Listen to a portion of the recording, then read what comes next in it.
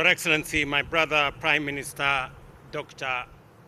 Abiy Ahmed, Excellencies, heads of state and government, honorable ministers, distinguished guests, ladies and gentlemen, it is my singular honor and deep privilege to address you on this important occasion, the inauguration of the Grand Ethiopian Renaissance Dam, a moment of monumental significance. I congratulate the government and the people of the Federal Republic of Ethiopia on this historic achievement. The Grand Ethiopian Renaissance Dam is not only a feat of engineering ambition, it is also a bold affirmation of Africa's capacity to shape its own destiny, marshal its resources, and deliver transformative infrastructure in pursuit of prosperity. Today,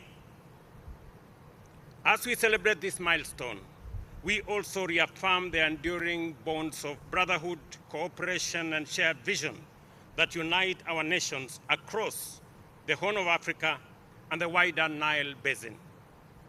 Kenya remains committed to working with Ethiopia, a key regional partner, as it takes this leap towards energy sufficiency and economic transformation. Your Excellencies, the Grand Ethiopian Renaissance Dam is not merely a national project. It is a Pan-African statement. It exemplifies the scale and ambition of African-led infrastructure and aligns with Africa Union's vision of continental energy connectivity. Despite Africa's vast renewable resources, the continent accounts for only 6% of global energy use, while nearly half of Africans, over 600 million people, still lack access to electricity, and close to 1 billion people also lack clean cooking solutions, with dire consequences for public health, education, and productivity. These deficits disproportionately affects women and children and hinder inclusive development. They drive up business costs, compromise hospitals and schools' operations, and constrain the life prospects of millions, particularly in rural and remote areas. Africa's energy demand is set to rise exponentially, driven by population growth and rapid urbanization. By 2030, 1 in every 5 people globally will live in our continent. Meeting that demand sustainably will require doubling current energy investments, with at least 2/3 directed towards clean energy, like the feat of engineering just behind us. Supported by multilateral cooperation and regional solidarity, the Grand Ethiopian Renaissance Dam provides a blueprint for scaling similar projects across Africa and bridging the continent's energy divide. Distinguished guests, Kenya's partnership with Ethiopia on clean energy is a living example of regional integration. In 2022, Kenya began importing 200 megawatts of hydroelectric power from Ethiopia under a 25-year hydro power purchase agreement. This power is transmitted through a 1,045-kilometer Ethiopia-Kenya interconnector, a vital component of East Africa's power pool.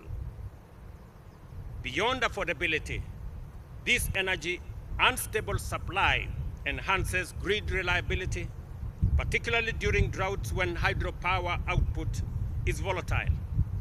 With Kenya's peak demand exceeding 2,300 megawatts and rising, this additional capacity strengthens our reserve margins and reduces supply deficits. I have already had a conversation with Prime Minister that we will be having an extended conversation on whatever reserve power that is available from this dam we are ready to sign a power purchase agreement so that we can take some of the power from this important dam. Reliability is especially critical for special economic zones, industrial parks, ICT hubs, and agro-processing facilities, all of which require consistent and affordable power to drive Kenya's development agenda. Additionally, this cooperation advances Kenya's climate and development goals with more than 90% of our electricity already sourced from renewable sources. We remain committed to achieving 100% clean energy mix by 2030. The Grand Ethiopian Renaissance Dam strengthens this transition by integrating zero-emission power into our grid and reducing reliance on fossil fuels. Importantly, it also supports Kenya's national development priorities under Vision 2030 and the bottom-up economic transformation agenda by expanding access in undeserved regions, empowering young people and women entrepreneurs, and promoting green industrialization. Excellencies, allow me to restate Kenya's commitment to constructive engagement in the wider Nile Basin discourse. We recognize the Nile's centrality to the lives and livelihoods of millions. Its shared use must be governed by principles of equity, sustainability, cooperation, and mutual respect. Kenya is firmly committed to safeguarding collective interests while working with brothers and sisters in our region. We believe that no country should be denied the opportunity to unlock a huge resource like the one that we are launching today, because indeed it becomes a shared resource. Ladies and gentlemen, we commend the progress that has been achieved and urge continued cooperation between all our countries. And I want to commend the people, government, and more particularly my brother, Prime Minister Abiy, for this monumental achievement. Listening to you, Prime Minister Abiy, you not only inspire your own people in Ethiopia, you inspire our people in the region.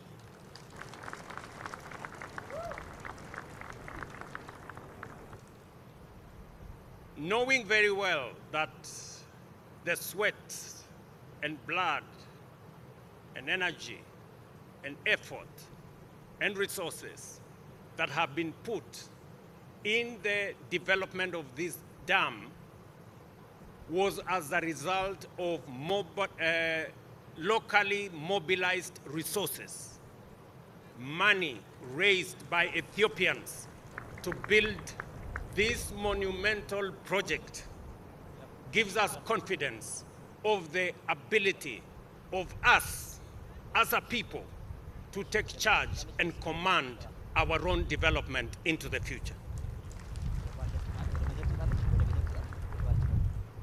The fact that you have raised $5 billion without debt, without borrowing, without support from others,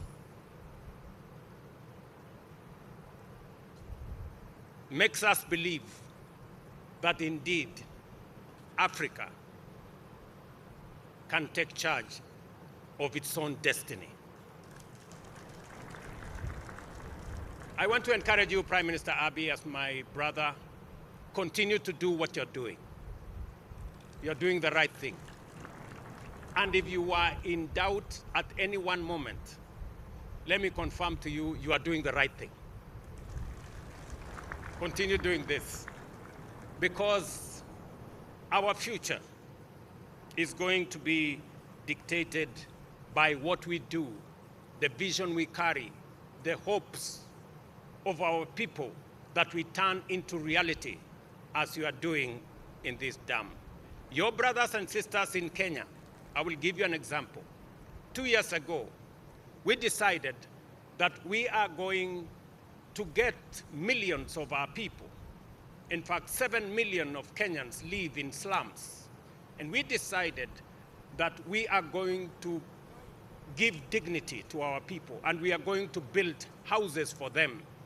I am happy that Ethiopia, in your vision, is going to build 1.5 million houses. We are also on that journey. Already, we have 700,000 housing units on the pipeline. We are already constructing 170,000 houses as I talk to you. And Kenyans, from their own resources, without debt, without support from others, have raised $4 billion worth of projects under the housing program. It confirms to you that what you are doing in Ethiopia is what we are doing in Kenya. And that is what we should be doing in our region. That way, we can emancipate our people from debt, from begging across borders, and take charge of our own development. This moment must remind us that the path to peace and prosperity lies in working together, not division, in partnership, not rivalry, and in unity, not isolation. Together, we can transform our region, harness our shared resources, and shape a future of dignity and opportunity for all our people. I thank you. God bless Ethiopia, and God bless our region. Thank you very much.